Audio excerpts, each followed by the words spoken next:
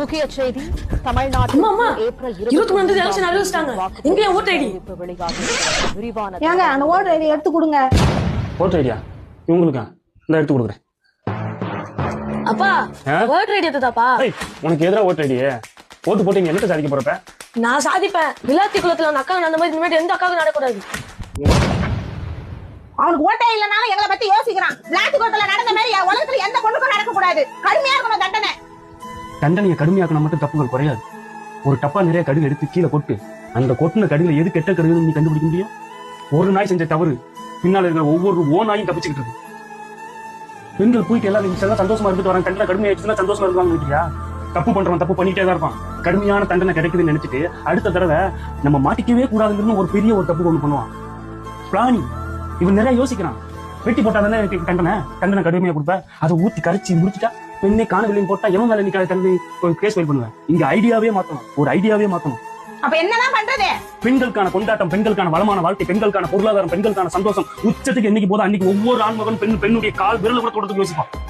அத்தனை ஒரு இனமே முடிச்சுக்கிச்சா, ஒரு இனமே கொண்டாட்டத்தில் இருக்குது. இந்த நேரத்தில் நம்ம போய் தொட்டோம்னா மொத்த கூட்டமும் நம்ம மேல திரும்பிடும். நம்ம தப்பே பண்ணக்கூடாது. அதுதான் அந்த பயத்தை உருவாக்கணும். தண்டனைகள் கடுமையாக்குனா நான் தப்பு பண்ண மாட்டேன்னு எவன் சொன்னது? இதெல்லாம் மேல இருக்கிறவன் நம்மளை சுத்தி இருக்கிறவன் பெரிய பெரிய ஓநாய்கள் போட்டு வச்ச வட்டம்.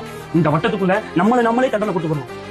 இந்த ஒரு நாய்க்கு நீ தண்டனை கடுமையா கொடுக்குறிய, இவ்வளவு தாண்டி பெரிய பெரிய ஓநாய்கெல்லாம் பணத்தை வச்சுக்கிட்டு இந்த உலகத்தில் இருக்கிற எல்லா பெண்களுடைய போறாங்க. எப்படி போறாங்க? ஐடியா நம்மளை சண்டை போட விட்டுட்டு பணம் இருக்கிறவங்க தப்பு பண்ணலாம். எங்கேயோ ஒரு மூலையில் இருக்கிற ஒரு நாய்க்கு ஒரு போதைப் பொருள் ஈஸியா கிடைக்குது. ஏன் ஒவ்வொரு நாளும் ரோட்ல, வீட்டுல, வேலைக்கு போற இடத்துல, ட்ரெயின்ல, பஸ்ல, ஆட்டோல, பக்கத்து வீட்டுல, வீட்டுக்குள்ள எத்தனை பெண்கள் நிம்மதி இல்லாம இன்னி வரைக்கும் வாழ்ந்துட்டு இருக்காங்க. புழு வெளியில போட்டு வீட்டுக்குள்ள வந்த புழு ஐயோ வந்து வாந்தி எடுத்துறாங்க. அப்படி முகத்தை கழிட்டு அதோட சரி கண்ணீரையும் கழிட்டு அடுத்த வேலையை பார்க்க போறாங்க. அவங்களுக்கு நிம்மதியா ஒரு நிமிஷம் உட்காந்து அழுகிறது கூட நடக்குது. வீட்டுக்கு வந்த உடனே தக்காளி விட்டு, கத்திரிக்காய் விட்டு, முருங்கைக்காய் விட்டு அடுத்தது மறந்துட்டு போயிடுவாங்க. அப்படி மறுபடியும் ஒரு நாள் ஒரு பெண்ணை ஒரு ஆண் தொட்டு அபியூஸ் பண்ணாலும் அபியூஸ் கிடையாது.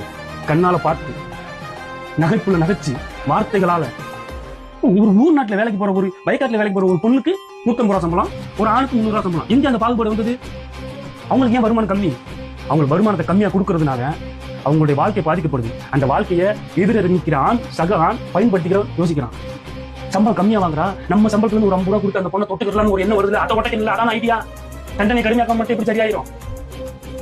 தப்பு நடந்ததுக்கு அப்புறம் அவனுக்கு தண்டனை வாங்கி கொடுக்கணுங்கிறது புத்தி கிடையாது. தப்பை நடக்க விடாம யோசிக்கணும். அதுதான் புத்தி. அதுதான் பெண்களுடைய கொண்டாட்டம். அந்த பெண்களின் மிகப்பெரிய சக்தி பெண்களுடைய கொண்டாட்டம். உச்சத்தில் இருக்கும்போது எந்த ஆண்மகன் தொட மாட்டான், எந்த நாயும் தொடாது, எந்த ஓனாயும் தொடாது.